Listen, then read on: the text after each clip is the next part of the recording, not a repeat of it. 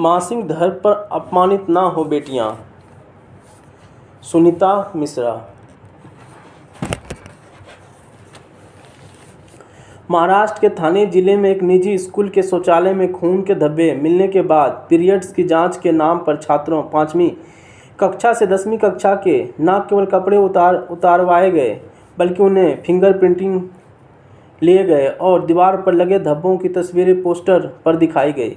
अभिभावकों के विरोध के बाद स्कूल के प्रिंसिपल को बर्खास्त कर दिया गया और मामले की विस्तृत जांच के आदेश दिए गए। पुलिस ने इस संबंध में प्रिंसिपल, एक महिला सहायक समेत 5 लोगों को गिरफ्तार किया है।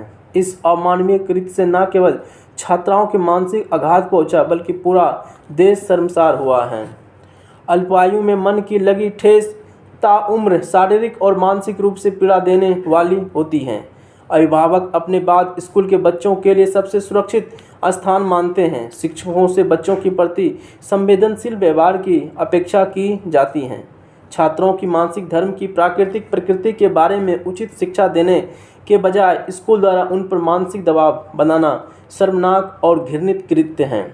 इस मामले में स्कूल प्रशासन को जवाबदारी के कदम उठाने चाहिए। शौचालय में खून के धब्बे मिलने के बाद सबसे पहले उसे साफ करवाना चाहिए था ताकि किसी बच्चे को इससे संक्रमण ना हो सके। अफसोस की बात यह है कि मानसिक धर्म के नाम पर छात्रों को अपमानित करने के मामले रह रहकर सामने आते रहते हैं।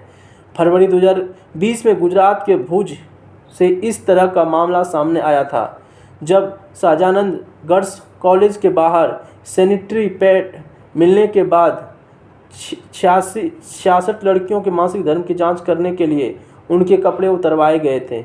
इस वर्ष जनवरी में उत्तर प्रदेश के बरेली में परीक्षा के दौरान अचानक मासिक धर्म आने पर 11वीं की छात्रा को सैनिटरी पैड उपलब्ध कराने के बजाय उसे कक्षा से बाहर निकाल दिया गया।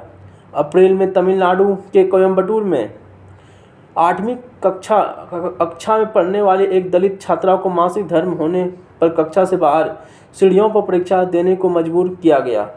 किसी भी बेटियों को आत्मसम्मान के साथ खिलवाड़ करने का कोई हक नहीं है।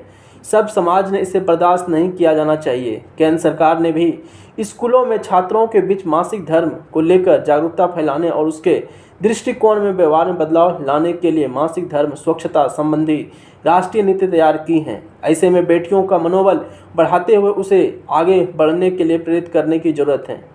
कहीं वही इस तरह की घटनाओं पर विराम लगाने के लिए कड़े कदम उठाने जाने चाहिए। इसके अतिरिक्त अतिशीघ्र कार्रवाई करते हुए दोषियों को कड़ी से कड़ी सजा दी जानी चाहिए। लेखक स्वतंत्र टिप्पणीकार सुनीता मिश्रा जी।